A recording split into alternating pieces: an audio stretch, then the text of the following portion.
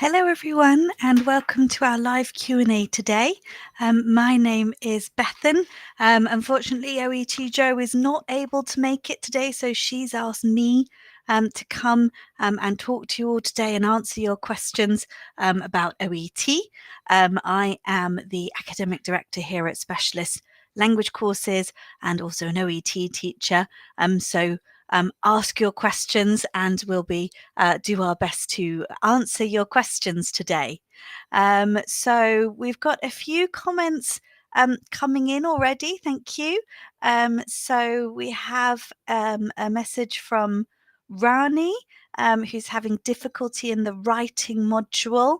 It can be quite challenging, the writing module, Rani. So do you, and then we've got another comment here from Hamim as well, Fatima, for the writing. Do you have some specific questions about what is you find difficult in the writing? If you do, then write them into the chat. So in the OET writing, you have a couple of you saying that it's a bit confusing or it's a bit difficult. That's understandable. So some of the areas of difficulty that we find with our students can be the timing. So you have 5 minutes reading time and 40 minutes writing time. So it's really important that you manage your time effectively. So it's a good idea to think about how you can approach the case notes in the first 5 minutes and have a clear approach and a clear strategy for what you're going to do in those 5 minutes. So you can follow some steps in the 5-minute reading time to help you understand the type of letter you're writing about and the kind of information that you might need to include. So in the 5 minutes reading time, we recommend that first of all, you ask yourself some questions. So you need to find out, who are you writing to? Why are you writing to them? What is the main information that you need to include, and what is not relevant? So asking yourself these questions in the first 5 minutes as you read through the case notes can really help you to manage your time and also help with selecting content that is relevant to your reader.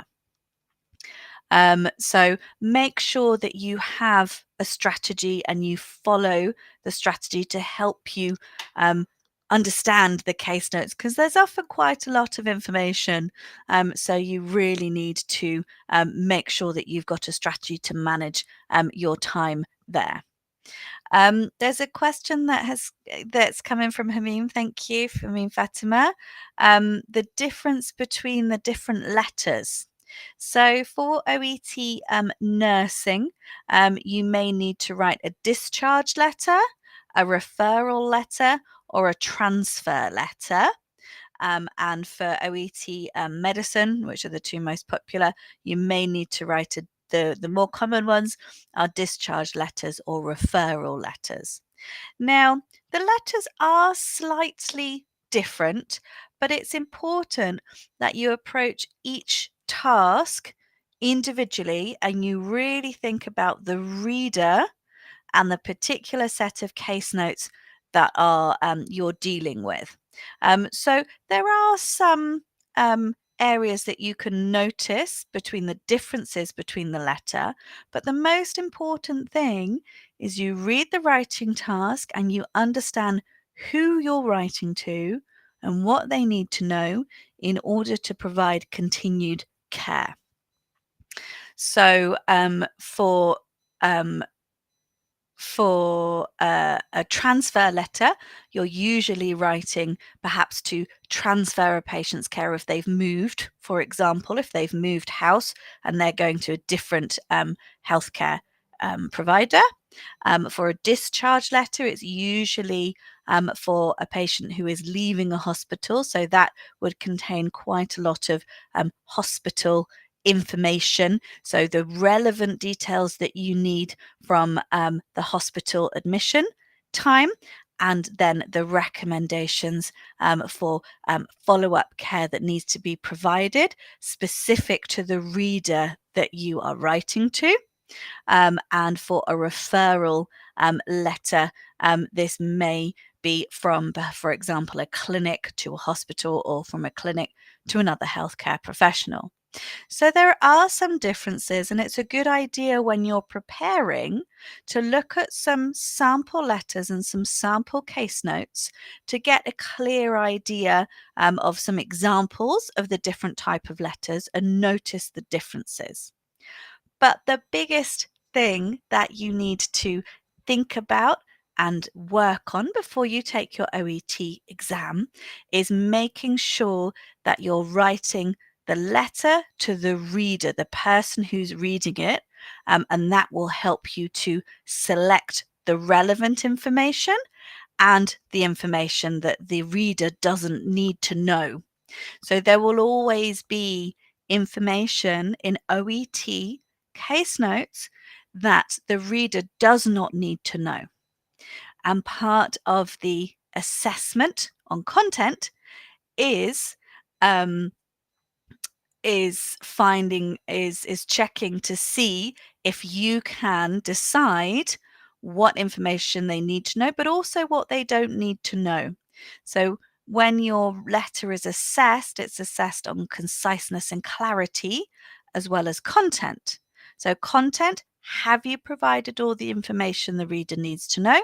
Conciseness and clarity, have you provided, are there irrelevant details that make it difficult for the reader to follow the letter or provide continued care? So those I would say, the most important things. Be familiar with the different sample letters and the different types of letters, but most important, focus your time on the recipient or the reader and making sure you select content that's relevant.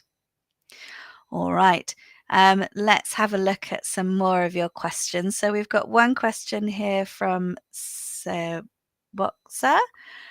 Do we always have to write a comma after yours sincerely or yours faithfully? So this is an interesting question. You need to be consistent with your punctuation. So with the greeting, when you write Dear Nurse or Dear Dr. Smith, if you add a comma after the name, then you need to be consistent and add a comma at the end. So you have a comma at the start for the greeting and then a comma after the closing. Or your stylistic choice is to have no commas. So you write Dear Mr. Smith, no comma, yours faithfully or yours sincerely, no comma. Check the sample letters and notice what the punctuation pattern is. Usually the OET sample letters do include a comma. So Dear Dr. Smith, comma, your letter, yours faithfully, comma. All right. Okay. Is there any instruction not to write the date of admission in the introduction? So again, this comes back to your writing and deciding what is relevant for the reader to know. So if you're writing a discharge letter and the date of admission is important, then you would need to include it. If you think about what the reader needs to know after a discharge letter, the reader is likely to want to know and need to know how long the patient has been in hospital, and is this recent or is this a previous time? So the date of admission, if it's relevant, will likely be important, as well as the length of time in hospital. Now, this could come in your purpose paragraph if it's relevant, or it may come in the main body. So, Rosmi, there's no instruction not to write the date of the admission in the introduction. You need to decide if the information is relevant and where you need to include that where is best to include that in your letter? All right. Okay, let's take a look at some of your other questions. So we've got quite a lot of questions on writing today.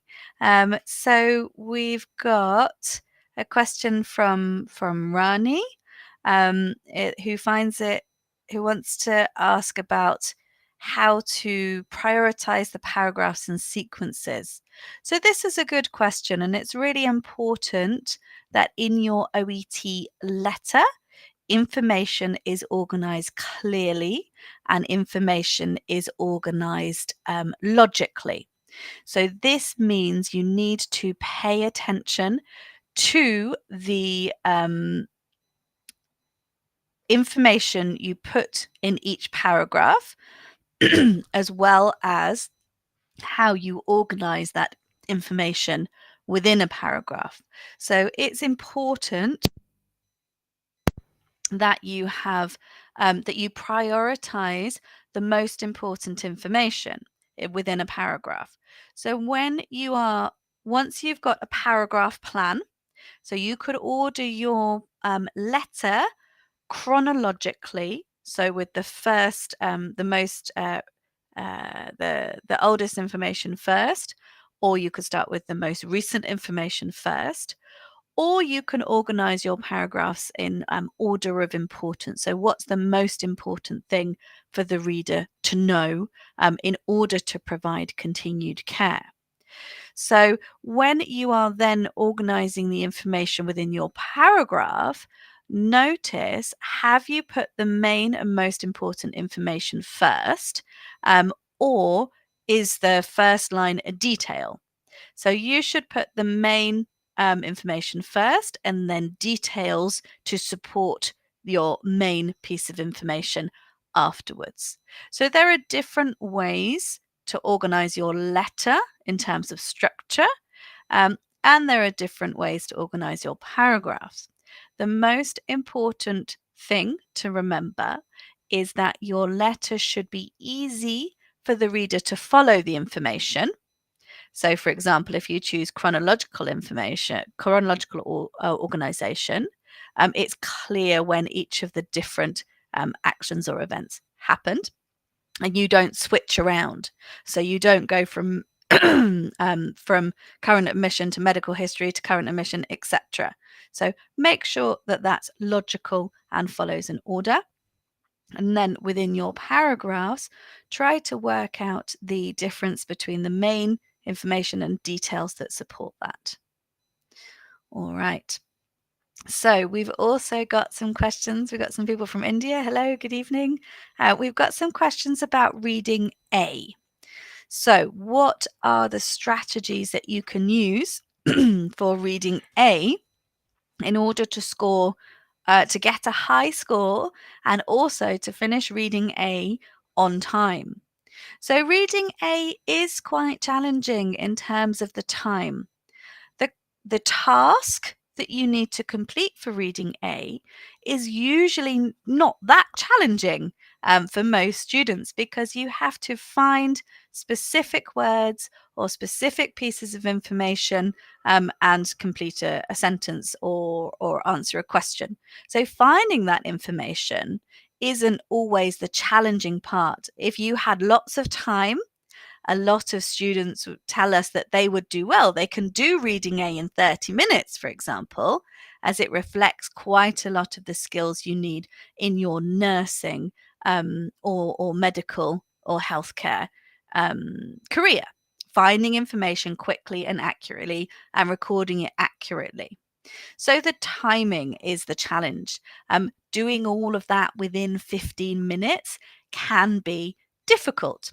So we recommend that you follow a strategy. So make sure that you have a clear strategy and you have steps to follow in reading A.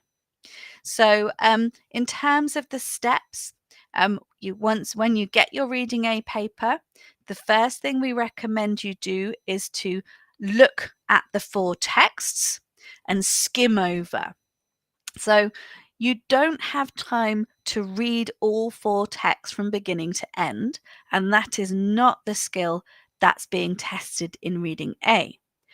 But it's a good idea for you to skim over the 4 texts to have an idea of what information is in each text to then help you to then locate information quickly. So first step, skim over the texts. Then do the matching tasks. So there are various different pieces of advice about if you should do the matching tasks first or if you should do the matching tasks after at the end.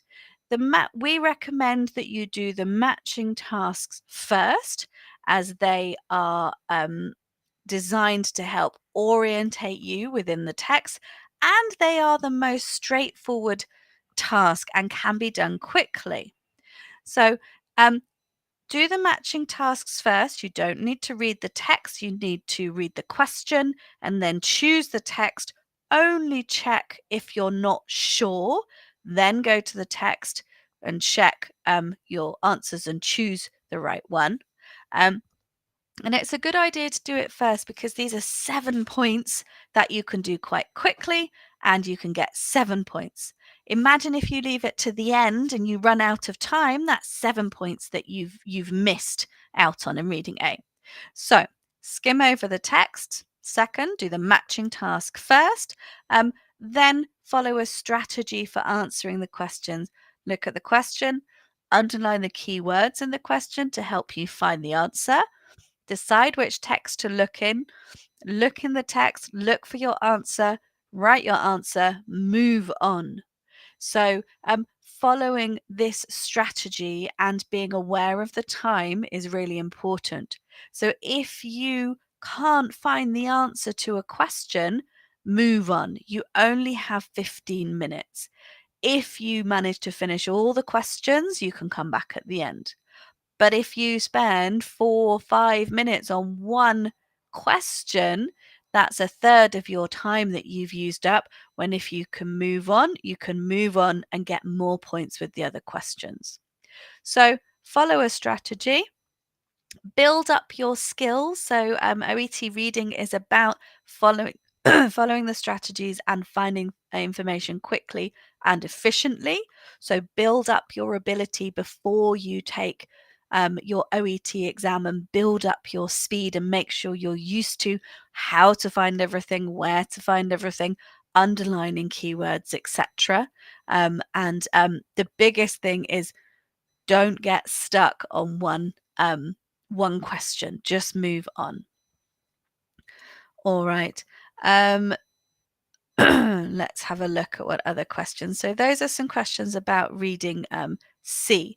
So we have another question about listening. So the question is from Daniel. How can we improve our listening? So for listening, there are various different things that you can do for the different sections.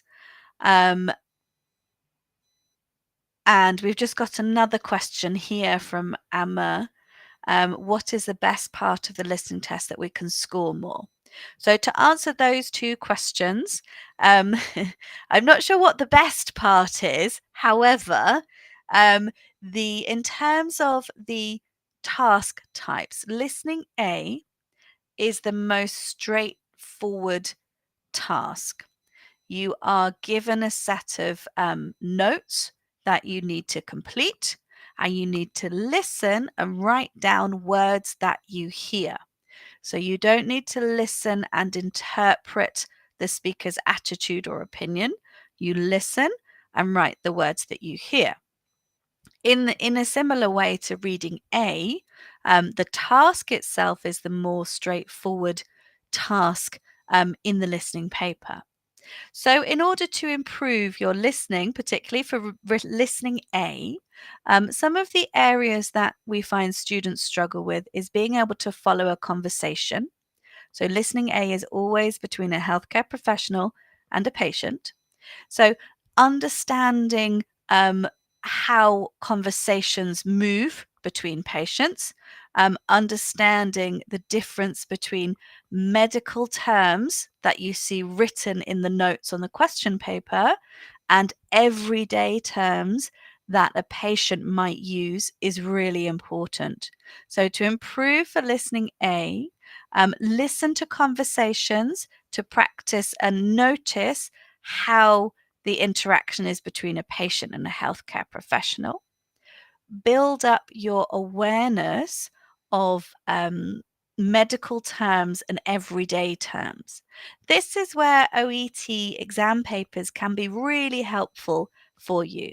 So if you use some past papers for preparation, look at listening A, listen to the audio, use the audio script and notice the everyday language that the patient uses and the medical terms, and make a note of this and keep a vocabulary notebook. So that's a really good way to help improve in your listening A.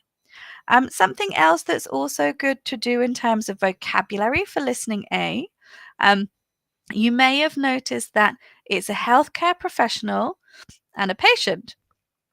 It's not always going to be a nurse or a general doctor. Quite often, it will be another healthcare professional.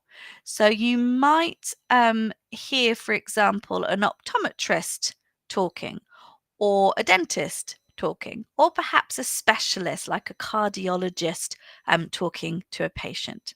So it's a really good idea for listening A to improve your awareness and vocabulary around the different medical professions and the 12 different professions for OET. So, for example, if you're listening A, you listen to an optometrist. Um, as part of your preparation, include some vocabulary that's common to optometry. For example, you might be aware of conditions like cataracts, or treatments or corrections like uh, contact lenses or floaters in your eye. The more that you're aware of this vocabulary and the more that you know it, the more likely you'll be to recognize it when you hear it in listening A, and you'll also be able to spell it correctly. So that's another area in listening A. Correct spelling is really important. There are some spelling variations that are accepted by OET, but the safest thing for you to do is to know how to spell words correctly. If you spell the word correctly, then you will get the point. If there's a variation in your spelling, then you may not get the point. So make sure that you work on your spelling and you have accurate spelling. In terms of listening C, it's a good idea for you to listen to longer talks. We particularly like health podcasts. So you can hear health podcasts on ABC Health or on BBC Health. And we also like to use TED Talks and TED Med, particularly when you're preparing for listening C. So as well as any exam practice you do to build up your skills and stamina for listening C, make sure that you're used to following longer talks. So you're able to notice when a speaker moves from one point to the next. And also, as you listen to build up your skills for listening C, think about how a speaker is giving their opinion and how they structure their ideas. Another question back to writing. So it's, do we always have to write the when we write the profession on the address section? Not necessarily. Notice what is written in the writing task and follow that is probably the safest thing to do there. In speaking, so we've got a question about speaking. Is it a good idea to give an introduction of the contents to the patient before moving on to the main bullet points in speaking? So in speaking, bear in mind that you have a 5-minute time limit for each role play. So it's a good idea to get the conversation going as quickly as you can so that you have the opportunity to demonstrate all of your good clinical communication skills. So look at the scenario in your preparation time for the speaking. Look at the scenario, situate yourself. Are you at a clinic or home visit? Who's your patient? Look at the bullet points and prepare the kind of language that you might want to use, and think about how the conversation might flow and any questions that you need to ask.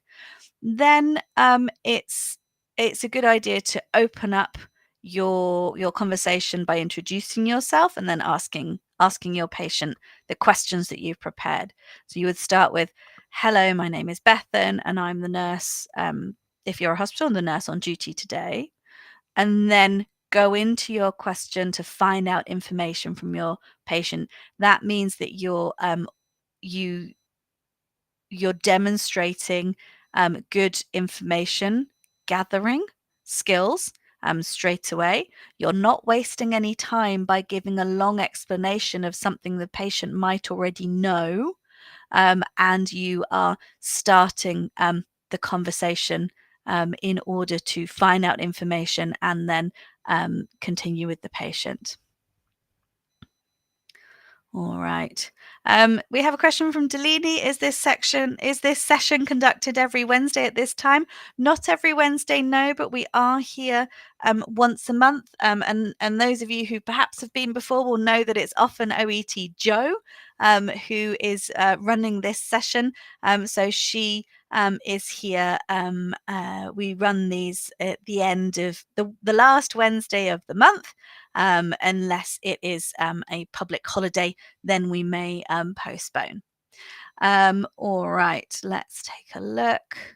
So I think those are all the questions that we have time for today. Thank you so much for attending and for sharing your questions, and good luck to those of you who may be taking the exam this weekend. I believe there's an exam, so I hope that I wish you all the luck. And for those of you who are taking a test a little bit later, we have quite a lot of resources to share with you if you've got more time to take the test. Then check out some of our resources, and then those who are taking the test, if you want some last minute preparation tips and advice, head over to our YouTube channel, and there's plenty of videos there for you to look at, including some last minute tips and advice if you've got the exam coming up. So thank you very much, everybody, and we look forward to seeing you in our next session. Bye bye.